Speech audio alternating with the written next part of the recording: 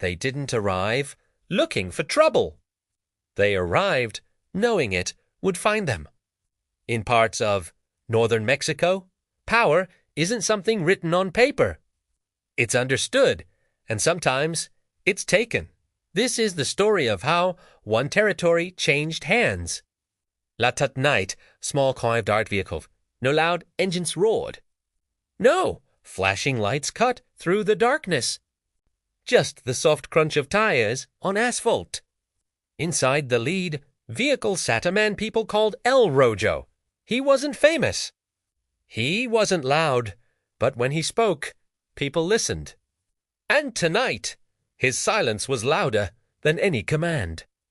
Ahead, nestled in the desolate landscape, was a remote compound controlled by a powerful figure known as Don Aurelio Mendez. For years, his name alone was enough to keep order. For years, no one had dared to challenge him openly. But that night was different. That night, someone finally did. The compound went dark without any warning. One moment, it was a beacon in the desert. The next, it was swallowed by the night. Confusion erupted. Guards scattered, their shouts lost in the sudden chaos. Vehicles tried to move, their tires spinning uselessly in the dirt. The calm of the desert disappeared, replaced by an unseen, unspoken tension. When it was over, just as quickly as it began, the location was silent again, but it was an empty silence. The compound was abandoned. There was no celebration. No grand announcement. Just a clear, undeniable message left behind for anyone who would find it. The territory was no longer under the same control. News traveled fast, carried on whispers through the city streets. A palpable tension filled the air. People started noticing small things, fewer shipments moving through the usual channels, familiar faces suddenly gone. Groups loyal to Mendez tried to hold their ground, but uncertainty spread like a contagion. Meetings ended abruptly. Phones rang unanswered. Throughout this quiet turmoil, El Rojo didn't stay in one place for long. His group moved like ghosts, taking over routes and strategic locations without drawing attention, without firing a single shot.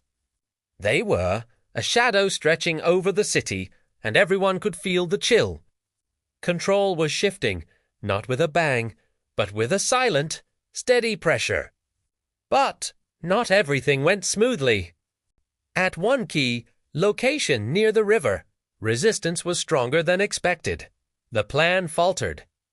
The calculated quiet of the takeover was shattered, forcing quick, brutal decisions to be made on the spot.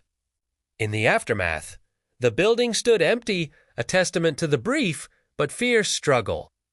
The group moved on, leaving the problem behind them. Later, El Rojo gathered his people, his voice low but firm, reminding them of the one rule that could not be broken. "No mistakes," he said, his eyes scanning each face. "No delays." The message was clear. There was no room for error when rewriting the map of power. Don Aurelio withdrew to the mountains, believing the rugged terrain and the distance would give him time to regroup. He hoped history and loyalty were on his side. A final discussion was arranged, far from the city, in a place where old allegiances were meant to be honored.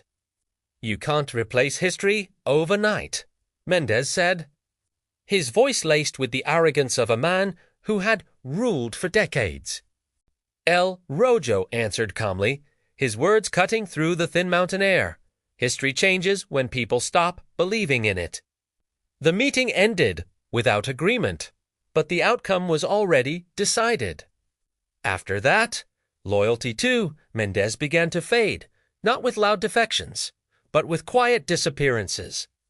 Support vanished like smoke in the wind. The final stronghold was near the coast, a place where the ocean met the land. As a heavy rain began to fall, control quietly transferred from one group to the another. There, were no speeches, no crowds gathered to witness the transfer. It happened in the shadows, under the cover of the storm, a silent transaction of power. By morning, the rain had stopped. Operations had resumed, but under new leadership, Don Aurelio Mendez was gone.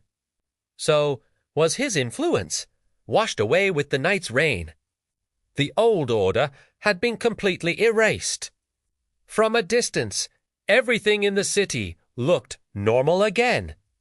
The trucks moved, the businesses operated, and life went on, but nothing was the same.